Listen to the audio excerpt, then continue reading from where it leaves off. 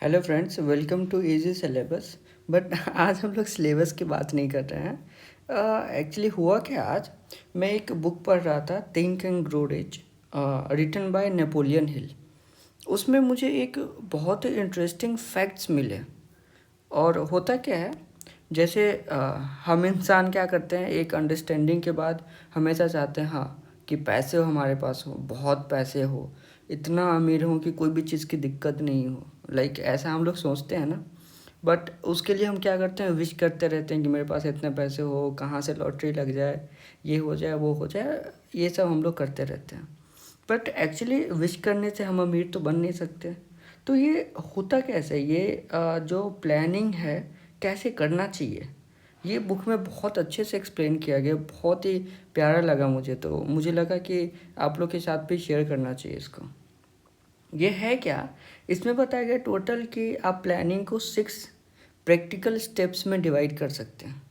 ठीक है, अब कैसे करना है, देखो। तो फर्स्ट स्टेप है, इसमें बहुत ही सिंपल वे में बताया गया है। फर्स्ट स्टेप है, fix in your mind the exact amount of money you desire.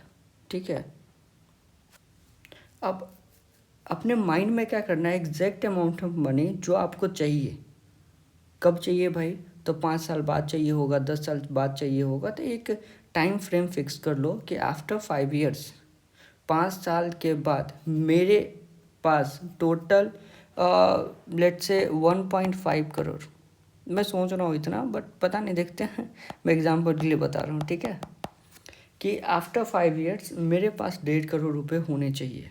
ठीक है, अब ऐसा एग्जैक्ट अमाउंट ऑफ मनी ही ऐसा सोचना है, क्योंकि ये भी लिखा हुआ है, यहाँ देख सकते हो। It is not sufficient merely to say I want plenty of money.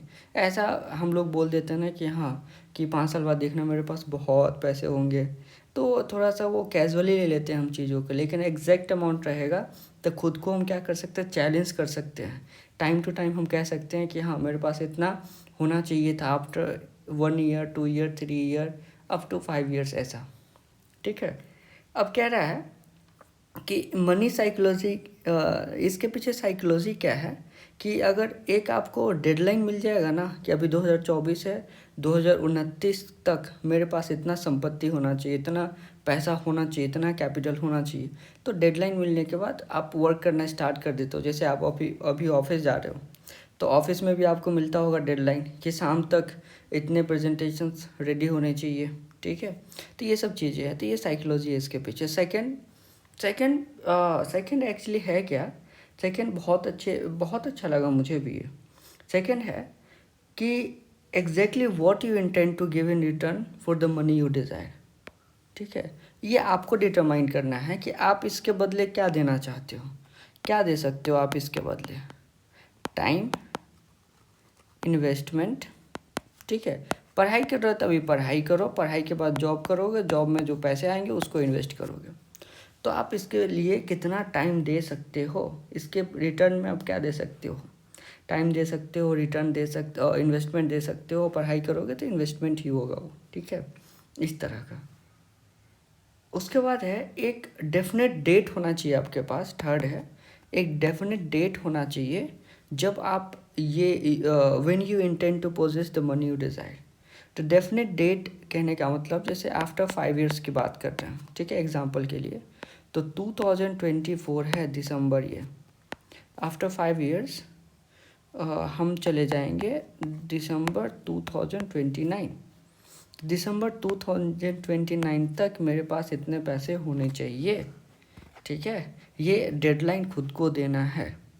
Then fourth is create a definite plan for carrying out your desire and begin at once. बहुत ही प्यारा लगा था मुझे ये जो सेंटेंस यहाँ पे लिखा हुआ है, बहुत ही प्यारा लगा था मुझे।